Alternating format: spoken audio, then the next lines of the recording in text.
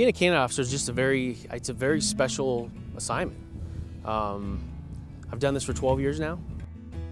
When I describe being a K-9 officer to people, I commonly refer to the word marriage. You know, I've been married for 20 years.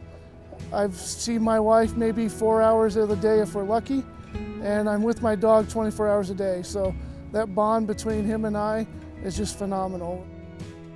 So when I was selected to start working with K-9 AMP, it was really a dream come true because this is something that I've always wanted in a career. And I knew how good of a dog K-9 AMP was because of working with her in the past on the road. So when the opportunity came for me to start working with her, it was a great experience. You know, I constantly think about his safety and the safety of the officers with me. Obviously, the safety of the public is definitely number one. He has a ballistic vest that he wears, which gives me peace of mind to make sure that he's safe going into the environment. I wear a vest. I want to make sure he's safe as well. A lot of people think that the dogs spend their lives protecting us. Actually, that's a small percentage when we're working. We spend more of our time protecting them. It's very involved. I have to make sure that I have him covered, and certain people, basically family, my kids, can cover him if I have to go away for a training. And he just loves to chase a ball. He's got a ball we play with in the backyard, and we work on control work and obedience, and while he gets to play with this ball, that's probably his favorite pastime. While we're out working, his favorite thing is to go out and track and look for suspects and crimes and locate those suspects and find them. That's one of his favorite things to do. When we get home, he's got a vest, he's got a collar that he wears, that's kind of his uniform. We get to the house, he takes those off, and he just becomes a dog. He's got balls that chews on and bones, and we've got 2 other dogs at the house that he runs around and plays with, and he's just a normal dog at the house.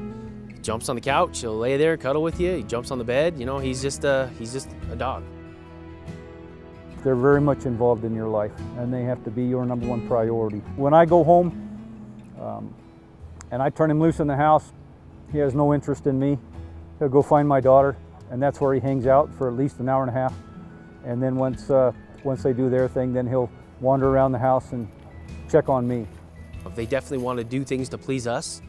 So, I mean, his life is to keep me safe. That dog, anytime I'm out of the car, he is constantly watching. And if I'm up, on a traffic stop or something like that, he's watching. And if I take somebody out of the car to put handcuffs on him or to pat him down, he goes crazy. I mean, he wants to be there to protect me. These dogs are high-performance athletes, and they do a great service to the community. I mean, they work hard. These dogs work hard, and unfortunately, through all their hard work, there's health issues that will arise. They get, they get sore backs, sore joints. By the time that they retire to us, when we assume them after they retire, we take full responsibility for the dog. It's an experience that I would never trade for anything. Working with her, whether we're getting a call at 1 o'clock in the morning for a lost kid or a missing adult, or we're looking for something dangerous in our community like a gun, I know that when we get called, AMP's gonna find it. We owe it back to them, to the dogs, to make sure that they're taken care of.